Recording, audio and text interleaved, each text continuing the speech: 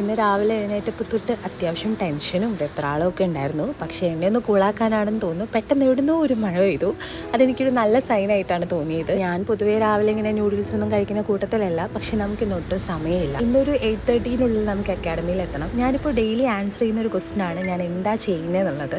ഞാനിപ്പോൾ flowers അക്കാഡമിയിൽ video editing പഠിച്ചുകൊണ്ടിരിക്കുകയാണ്. രാവിലെ വരുമ്പോൾ അത്യാവശ്യം ടെൻഷനിലാണ് വന്നെങ്കിലും ഇവരെ അടുത്തെത്തിയപ്പോഴത്തേനും ഞാനെല്ലാം മറന്നുപോയി. ഇതെൻ്റെ ഫ്രണ്ട്സാണ്.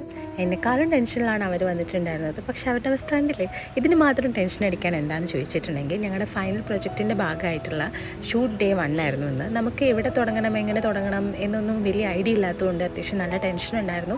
പക്ഷേ അതിലേക്ക് അങ്ങോട്ട് കടന്നു കഴിഞ്ഞപ്പോഴത്തേനും നമുക്ക് മനസ്സിലായി, ഓക്കെ കൊള്ളാം, കുഴപ്പമില്ല, ഇത് ഈസിയാണ്, നമ്മൾ വിചാരിച്ച അത്ര ടെൻഷൻ അടിക്കേണ്ട ആവശ്യമില്ലാന്ന്. ഞങ്ങളുടെ സ്റ്റാർട്ടിംഗ് ട്രബിളൊക്കെ മാറ്റി പ്രൊഫഷണലി ഇത് എങ്ങനെ കൈകാര്യം ചെയ്യണമെന്ന് ഞങ്ങൾക്ക് പറഞ്ഞു തന്നിട്ടുണ്ടായിരുന്നത് ന്യൂസിലുള്ള ചേട്ടന്മാരായിരുന്നു.